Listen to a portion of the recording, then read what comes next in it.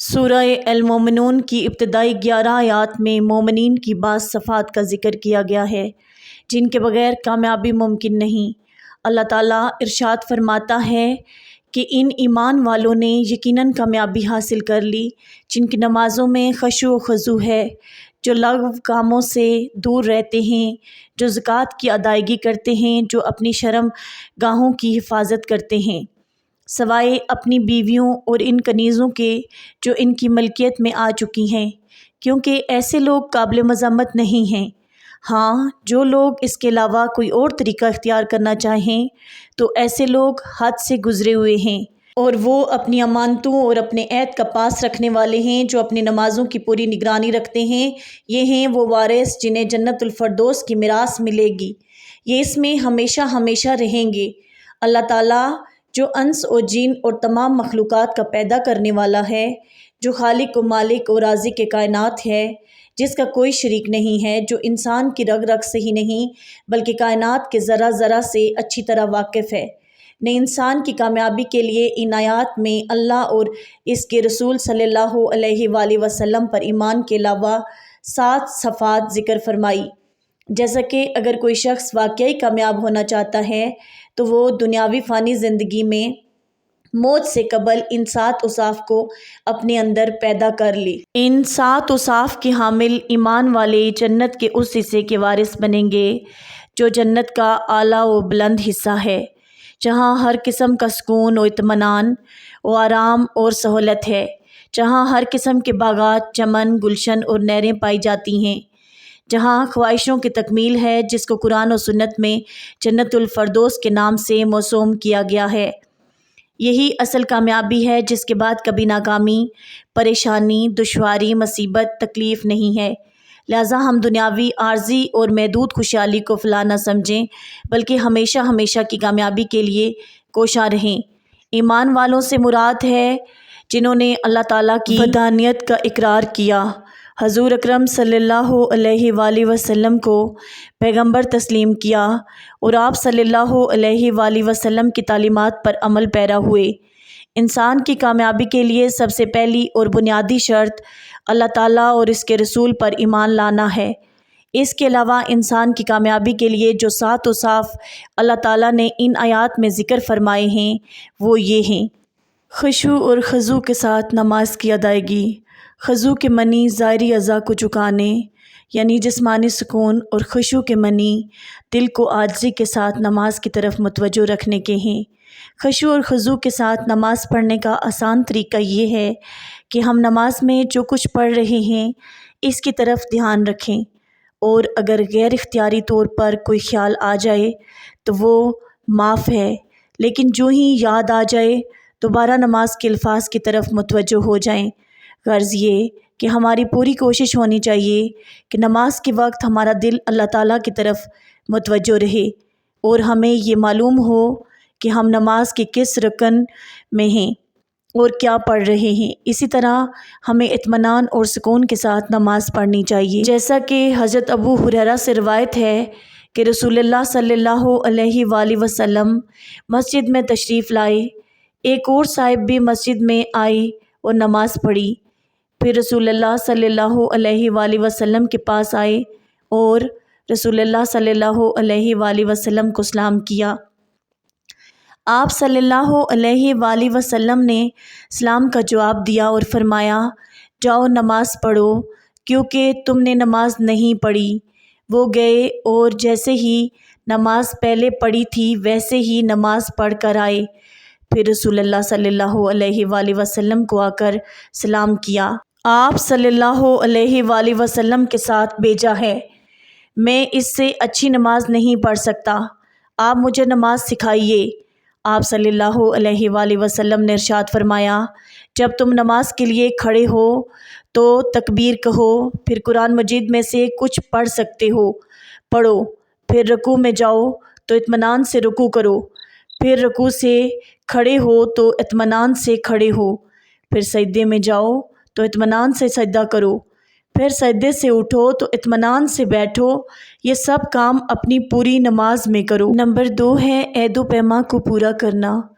عہد ایک تو وہ معاہدہ ہے جو دو طرف سے کسی معاملے میں لازم قرار دیا جائے، اس کا پورا کرنا ضروری ہے۔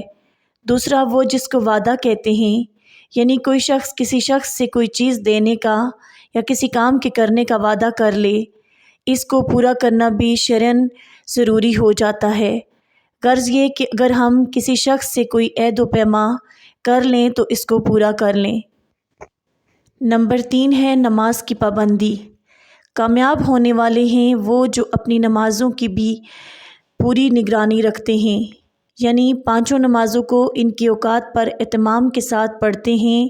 نماز میں اللہ تعالیٰ نے یہ خاصیت و تاثیر رکھی ہے کہ وہ نمازی کو گناہوں اور برائیوں سے روک دیتی ہے، مگر ضروری ہے کہ اس پر پابندی سے عمل کیا جائے۔ نماز کو ان شرائط و آداب کے ساتھ پڑھا جائے جو نماز کی قبولیت کے لیے ضروری ہیں، جیسا کہ اللہ تبارک و تعالیٰ نے قرآن کریم میں ارشاد فرمایا، نماز قائم کیجئے، یقیناً نماز بے حیائی اور برائی سے روکتی ہے۔ اسی طرح حدیث میں ہے، ایک شخص نبی اکرم صلی اللہ علیہ وآلہ وسلم کی خدمت میں آیا اور کہا کہ فلاں شخص راتوں کو نماز پڑھتا ہے مگر دن میں چوری کرتا ہے، تو نبی اکرم صلی اللہ علیہ وآلہ وسلم نے فرمایا کہ اس کی نماز عنقریب اس کو اس برے کام سے روک دے گی۔ یہ بات قابل ذکر ہے کہ اللہ تعالیٰ نے انسان کی کامیابی کے لیے ضروری 7 اوصاف کو نماز سے شروع کیا اور نماز پر ہی ختم کیا۔ اس میں اشارہ ہے کہ نماز کی پابندی اور صحیح طریقے سے اس کی ادائیگی انسان کے پورے دین پر چلنے کا اہم ذریعہ بنتی ہے۔ اس لیے قرآن کریم میں سب سے زیادہ نماز کی ہی تاکید فرمائی گئی ہے۔ کل قیامت کے دن سب سے پہلے نماز ہی کے متعلق سوال کیا جائے گا۔ نماز کے علاوہ تمام احکام اللہ تعالیٰ نے حضرت جبرائیل علیہ السلام کے واسطے دنیا میں اتارے، مگر نماز ایسا معتم بالشان عمل ہے کہ اللہ تبارک و تعالیٰ نے 7 آسمانوں کے اوپر حضرت جبرائیل علیہ السلام کے واسطے کے بغیر نماز کے فرضیت کا تحفہ اپنے حبیب صلی اللہ علیہ وآلہ وسلم کو عطا فرمایا۔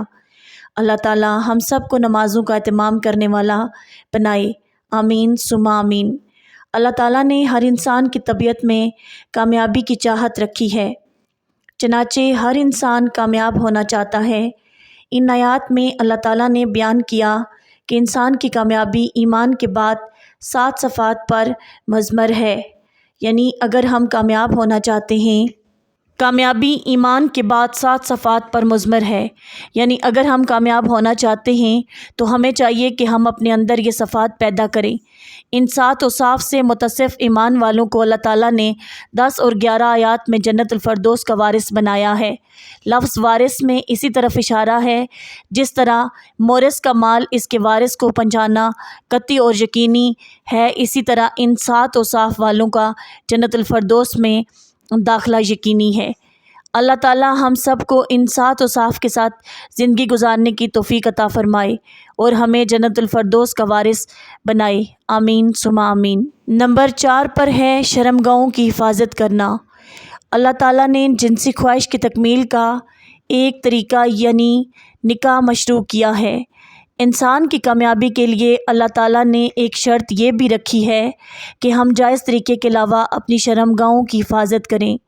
اس آیت کے اختتام پر اللہ تعالیٰ نے ارشاد فرمایا، میاں بیوی کا ایک دوسرے سے شہوت نفس کو تسکین دیتا ہے، بلکہ قابل مذمت نہیں، بلکہ انسان کی ضرورت ہے، لیکن جائز طریقے کے علاوہ کوئی بھی صورت شہوت پوری کرنے کی جائز نہیں، جیسا کہ اللہ تعالیٰ نے ارشاد فرمایا، جائز طریقے کے علاوہ کوئی اور طریقہ اختیار کرنا چاہیں ایسے لوگ حد سے گزرے ہوئے ہیں۔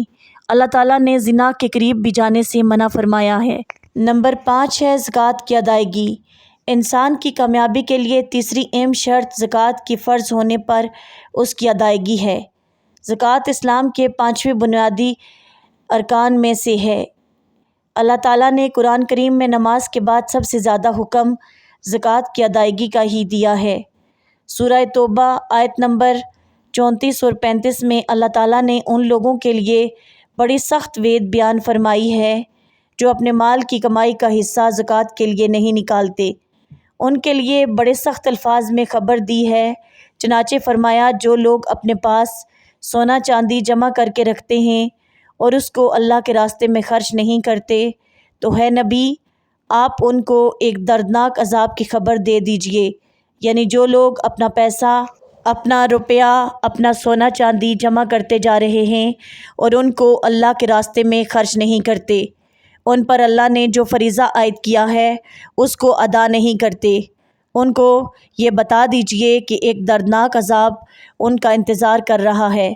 پھر دوسری آیت میں اس دردناک عذاب کی تفصیل ذکر فرمائی کہ یہ دردناک عذاب اس دن ہوگا جس دن سونے اور چاندی کو آگ پر تپایا جائے گا، اور پھر اس آدمی کی پیشانی، اس کے پہلو اور اس کی پشت کو داغا جائے گا، اور اس سے یہ کہا جائے گا کہ یہ ہے وہ خزانہ جو تم نے اپنے لیے جمع کیا تھا، آج تم اس خزانے کا مزہ چکھو جو تم اپنے لیے جمع کر رہے تھے۔ چھٹا ہے لغو کاموں سے دوری۔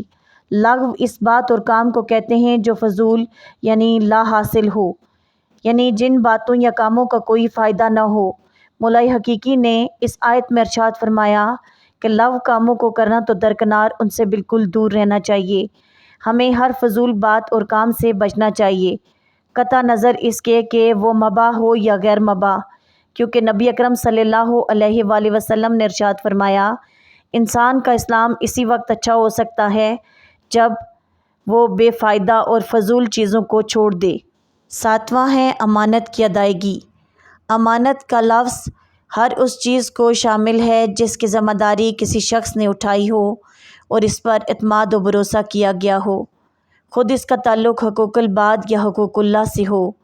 حقوق اللہ سے متعلق امانت فرائض و واجبات کی ادائیگی اور محرمات و مکروہات سے پرہیز کرنا ہے۔ حقوق العباد سے متعلق امانت میں مالی امانت کا داخل ہونا تو مشہور و معروف ہے۔ اس کے علاوہ کسی نے کوئی راز کی بات کسی کو بتلائی تو وہ بھی اس کی امانت ہے۔ اذن شرعی کے بغیر کسی کا راز ظاہر کرنا امانت میں خیانت ہے۔ اسی طرح کام کی چوری یا وقت کی چوری بھی امانت میں خیانت ہے، لہٰذا ہمیں امانت میں خیانت سے بچنا چاہیے۔